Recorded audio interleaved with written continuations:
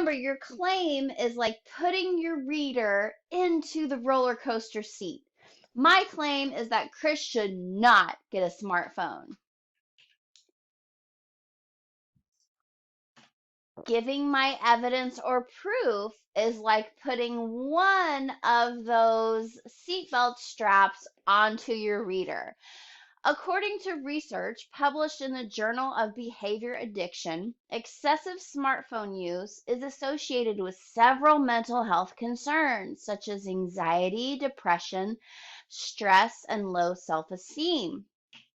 My reasoning, which is how or why the evidence given supports the claim, is like having your reader put on the other strap of their roller coaster seatbelt. Kids are on their smartphones all the time, and that can lead to health problems.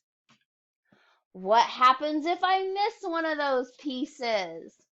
So remember, your claim is like putting your reader into the roller coaster seat. So my claim is Chris should not be able to play video games as long as he wants. I don't have any reason to support that. So we've missed one of the straps for our seatbelt.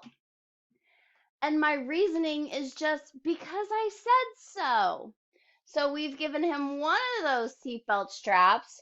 Now, what do you think is going to happen when he takes off? He's not going to have all the support he needs.